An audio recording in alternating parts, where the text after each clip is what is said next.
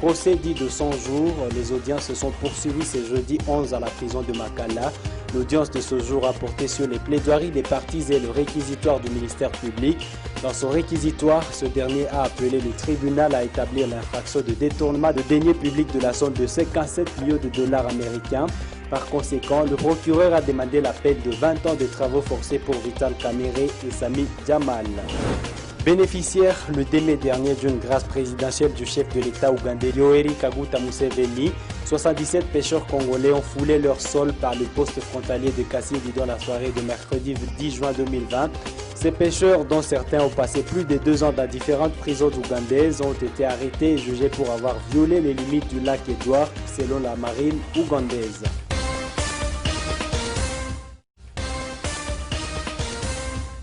Le procès dit de 100 jours impliquant Vital Kamerhe, directeur de cabinet du chef de l'État, s'est poursuivi ce jeudi à la prison de Makala. L'audience du jour a porté sur les plaidoiries des différentes parties et le réquisitoire du ministère public. Dans sa plaidoirie, la partie civile a plaidé pour la condamnation solidaire de Vital Kamerhe et Jamal Samith qui doivent rembourser 47 millions de dollars et payer 100 millions de dollars au titre des dommages et intérêts. De son côté, le ministère public dans son réquisitoire a appelé les tribunaux à établir l'infraction de détournement de deniers publics de la somme de 57 millions de dollars. Par conséquent, le procureur a demandé la peine de 20 ans de travaux forcés pour Vital Kamerhe et Sami Jamal. Il a également plaidé pour la peine de 10 ans d'inéligibilité pour Vital Kamerhe uniquement et 5 ans d'interdiction d'accès aux charges publiques et para-étatiques pour le directeur de cabinet du chef de l'État. Prenant la parole, la défense a soulevé l'exception de l'incompétence du tribunal et la nullité de la procédure, vu que le juge naturel d'un des prévenus se trouve dans la juridiction autre que celle dans laquelle se déroule l'instruction du dossier. La partie défenderesse a aussi évoqué l'irrecevabilité des poursuites car la partie civile ainsi que le ministère public n'ont pas su démontrer le rôle joué par chacun des prévenus dans le détournement dont ils sont poursuivis. La défense a par ailleurs sollicité sans succès une remise étant donné que la partie civile a présenté dans sa plaidoirie des pièces n'ayant pas fait objet de débat lors de l'instruction, argumentant que l'enjeu du procès semble être Vital Kamerhe au lieu des travaux de 100 jours. Débuté à 10 h, les audiences se sont poursuivies dans la soirée avant une pause intervenue à 19 h 30. Plus de 70 pêcheurs congolais de Kiavinyonge ont été rapatriés au pays ce mercredi 10 juin 2020 via le poste frontalier de Kasindi après 3 ans passés en détention en Ouganda. Ces Congolais étaient poursuivis pour violation des limites lacustres entre la RDC et l'Ouganda sur les zones du lac Édouard. Pour la société civile de Kiavinyonge, le gouvernement congolais doit faire veiller à ce que les limites du lac soient clairement définies et plaider pour que les restes des pêcheurs encore détenus en Ouganda soient aussi libérés. Les frontières lacustres n'ont pas de signes physiques et c'est ça le problème. Et nos pêcheurs sont en train d'être emprisonnés pour ça. Nous avons toujours fait des plaidoyers auprès de nos différentes autorités au niveau provincial, même national. Comme message, que nos pêcheurs fournissent d'efforts pour respecter les limites car il y a un danger. Avant l'arrestation de ceux-ci, il y a certains pêcheurs qui étaient tués. Ces 77 pêcheurs congolais ont été libérés depuis le 2 mai 2020 par la grâce présidentielle de Yoweri Museveni, chef de l'État ougandais. 11 personnes qui étaient infectées par le nouveau coronavirus à Goma ont été déclarées guéries ce mercredi 10 juin 2020. Ces compatriotes qui suivaient les soins à l'ancien CTE de Mounigui ont été déchargés en présence du gouverneur du Nord Kivu, Karline Zanzu Kasivita, qui leur a remis des certificats de guérison. Ces personnes ont exprimé leur sentiment de gratitude à l'endroit des autorités pour leur prise en charge correcte en soins médicaux et en restauration. Auparavant, le gouverneur est allé visiter l'espace qui va abriter les laboratoires médicaux en cours de montage par les techniciens français envoyés par la Fondation Mérieux. Le gouverneur se réjouit du travail qui s'abat sur le terrain et rappelle ses administrés qu'ils doivent respecter scrupuleusement les mesures d'hygiène et tous les gestes barrières. Dans ce site, nous avons évidemment hospitalisé les malades Covid et nous venons de décharger 11 malades qui étaient ici sur 13. Nous pensons que nous sommes sur la bonne voie, mais l'essentiel pour nous, c'est de voir la population du Nord Kivu nous accompagner dans le respect des mesures barrières. C'est bien bon d'avoir un beau site comme celui-ci, mais il n'est pas suffisant si tout le monde tombait malade. C'est pourquoi je suis venu moi-même participer au déchargement des malades, pour que je profite encore une fois pour lancer mon message à la population du Nord Kivu de continuer à respecter les mesures barrières, porter les cache-nez. Docteur Moukadi Daniel de l'INRB précise que les labos venus de la France sera très sophistiqués. Premièrement, les échantillons de Covid sont déjà analysés à Goma ici et nous analysons déjà pour 3 provinces, donc le Nord Kivu, le Sud Kivu et l'Ituri.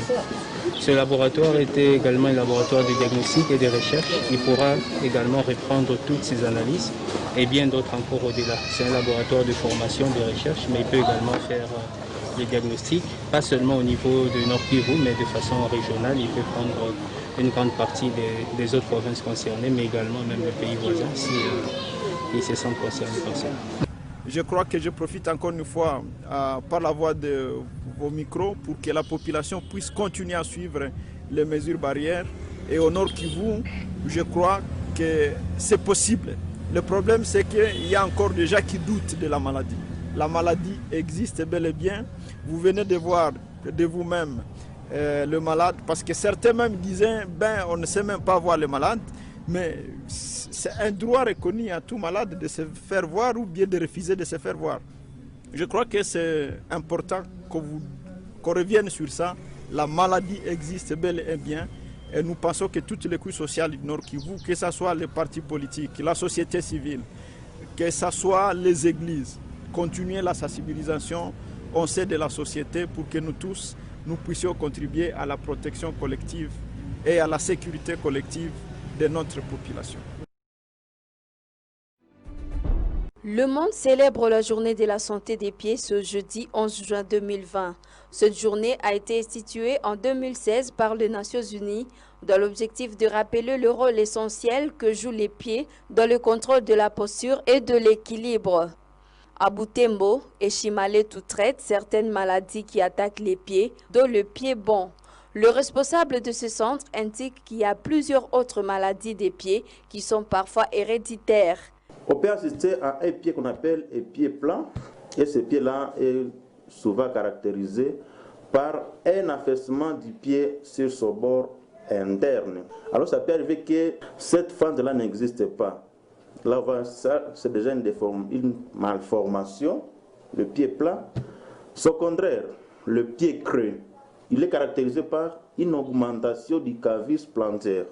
Vous trouvez les pieds vraiment avec ce trou-là qui exagère. Nous avons le pied-botte. Le pied-botte, c'est une malformation congénitale qui consiste à une mauvaise position du pied par rapport à la jambe qui peut être unie ou bilatérale. Unie, c'est-à-dire, on peut le constater sur un seul pied. Bilatéral, on peut le constater sur les deux pieds. Et c'est ça, le pied-botte. À part cela, nous avons aussi l'équinisme.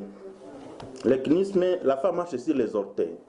Au contraire, sur le pied talus. Talus, c'est-à-dire la femme marche sur les talons. Nous avons aussi le pied valgus. Le pied semble s'orienter vers l'extérieur. Et au contraire, sur le pied varus, là, le pied a tendance à s'orienter vers l'intérieur. Il y a une façon de prévenir ces maladies, ajoute le kinésithérapeute Omer Kamate. Je vais demander à la population de respecter le programme de la CPN. On peut déjà vite constater avec échographie, tout qu'on sort aussi la femme bien positionnée dans le sein de sa mère, le fœtus, alors on parle de la femme après la naissance, n'est-ce pas? Mais aussi, je considère en général qu'il faut aussi mettre en pratique tout ce que nous apprend le planning familial. Je sais que toutes les maladies congénitales, les malformations congénitales, quelquefois, c'est ici de la non-mise en pratique de ce qu'on nous dit. Par exemple, il est demandé qu'on ne peut pas concevoir avant je ne sais pas combien de temps. Le deuxième enfant doit venir après au moins 2 ans, par exemple. Vous savez que garder la grossesse, mettre au monde, c'est un travail tellement difficile. Et le corps se fatigue pour la maman. Alors, pour que le corps soit capable de former encore un autre, il faut que le corps récupère d'abord. C'est comme ça qu'il y a ces affaires-là. Il y a plusieurs malformations congénitales. La femme va naître avec un membre, je ne sais pas qui est comment. Peut-être le corps était déjà fatigué, mais vous pouvez être trop fatigué, vous demandez de faire un travail, vous pouvez ne pas bien le faire parce que nous avons un choc. La maladie de Pied-Beau est traitée gratuitement au Centre pour handicapés et Chimaletou. Les jours J pour la reprise de la Première Ligue espagnole de football, c'est 11 juin 2020. Après 3 mois d'arrêt suite à la pandémie du coronavirus, la Grande Liga Santander est de retour cette soirée à partir de 22h avec un derby sévillais. Les FC Séville, 3e du classement avec 47 points juste derrière les FC Barcelone, 58 points et le Real Madrid, 56 points, offrira son hospitalité au Real Betis Séville, 12e avec 33 points. Cette reprise du football en Espagne vient s'allonger juste derrière la Bundesliga allemande et la Liga NOS portugaise qui avait déjà commencé la fête footballistique il y a peu. La semaine à court semble être plus que festive pour l'Union européenne de football association IFA à sigle à raison des reprises du football à Super League turque ce vendredi 12 juin.